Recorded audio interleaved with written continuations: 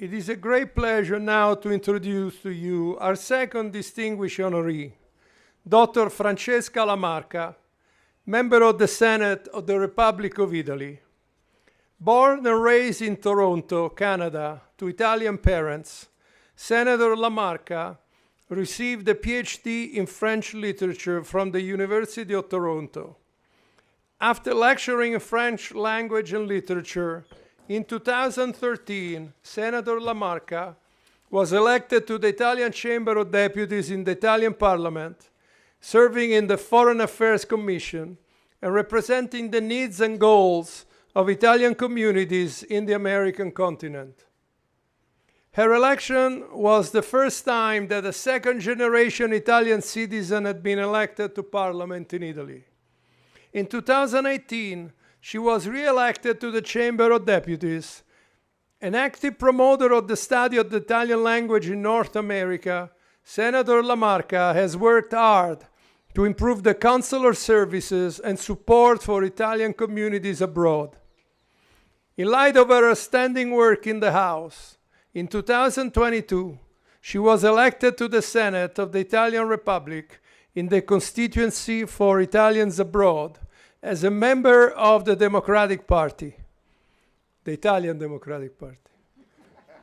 She continues to promote the interests of Italian citizens abroad, with special attention dedicated to the issue of reacquisition of citizenship for later generations of Italian ancestry. Senator La Marca, please stand and come to the podium.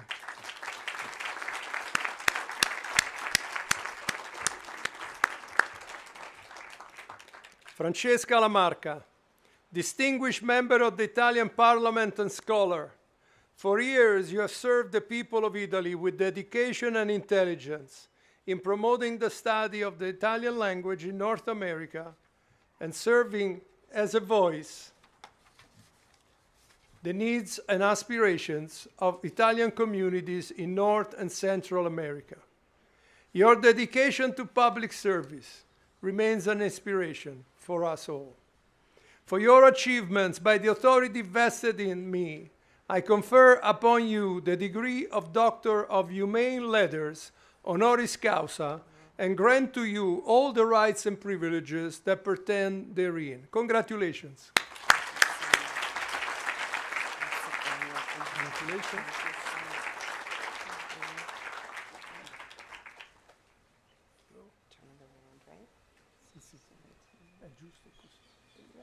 Okay, sorry. It's okay. Put it here. Now you're even a doctor again. There we go. Thank you so much. You might want to say. May I grab my speech? Please.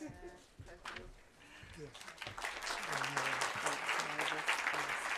Yeah, let's show it to the world.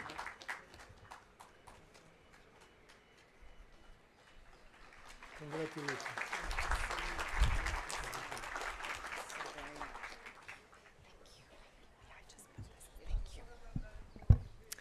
Wow, I'm even more nervous than I thought I would be. President Pavoncello, Vice Chair Previs, Honorable Dassou, Dean, esteemed Dean, trustees, faculty members, Grandmaster Dunlop, distinguished guests, but especially graduates. Good afternoon, good evening. Please let me begin by saying that I am beyond honored and beyond humbled to be receiving an honorary degree from such a prestigious academic institution. You know, this degree is doubly meaningful to me because it isn't being conferred just to me, but to all of the Italian communities in North and Central America, which I have the honor of representing.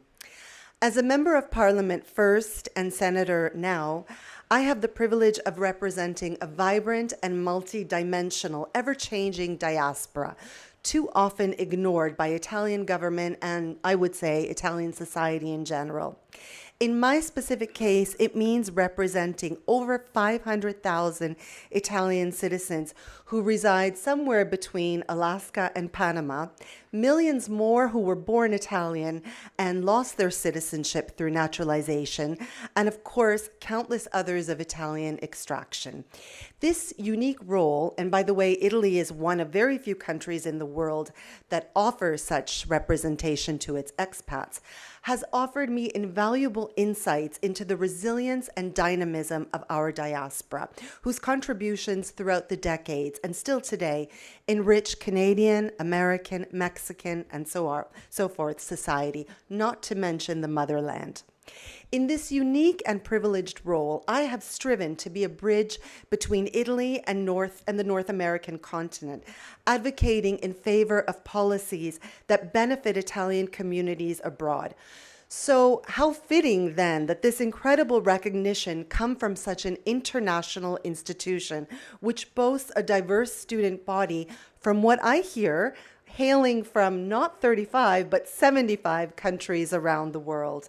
An institution whose mission it is to shape global citizens while fostering a deep appreciation for one of the most ancient, culturally rich, and overall gorgeous cities in the world, Rome. So this honor, which you all have so graciously bestowed upon me, is first and foremost a recognition of the tremendous contribution which Italians have made to North and Central American society with their industriousness and creativity. And for that, I will always be grateful. But today is not about me. It's about you, the graduates, class of 2024. You have succeeded, and Minister Dessou mentioned it earlier, in what is thus far the most challenging time in history for youth, with the countless distractions, pressures, and stresses that society throws at you. You have made it this far, and you should be very proud of yourselves. Tomorrow will be the first day of the rest of your lives. Now, I hate to be a downer and spoil this moment of bliss, but I think that soon enough, with life being what it is, reality will kick in. There's a wonderful expression in Italian which I love that goes, "Gli esami non finiscono mai," which loosely translated means that the challenges life throws our way are never ending. I'm sorry. I'm not wise enough to dispense advice, so I can only share with you what I personally wish someone had told me when I was graduating about 100 years ago. So please bear with me, humor me a little. So you're going to make mistakes. It's inevitable. In my case, lots of them. That's okay. Those mistakes don't have to define you if you don't allow them to. Know that most mistakes, if made in good faith, are surmountable. Life offers us endless opportunities for do-overs. So if you miss the bus, a high-speed train will likely be along soon for you to hop on. Don't be so fixated or attached to one single objective or outcome that it clouds your vision of other opportunities hiding and just waiting to be discovered. Relax into it. Remember the law of attraction, and that often surrendering control of a situation invites better things to flow into your life, things that you may not have even imagined. Make time to still yourselves, to listen to your inner voice. What is it that you really want out of life? It's never too early or too late to ask yourselves this fundamental question. Do you want something because society tells you that you should want it, because your parents and family tell you that you need to achieve it, or because you actually want it? In life, your only obligation is to be true to yourself. Make yourself happy and no one else. Sorry, parents. And finally, while you should always give 100% and give 100% in all that you do, and make sure that your actions always align with your soul and strive to make the world a better place, life should never be so serious or overwhelming that you don't make time for fostering personal connections. By laughing and establishing healthy bonds with other human beings, you will inevitably improve your overall well-being and thus contribute to the betterment of society. Your success in life depends exclusively on what you believe to be true about yourself at the very core of your being, regardless of what others tell you about yourself and the messages you receive along the way. Don't be afraid to go against the grain, to not conform, to fight for what you believe in with conviction, but also with humility and a kind heart. So on that note, congratulations to all of you, graduating class of 2024, and my very best wishes for the many exciting adventures that await you on this journey called life. Thank you so much.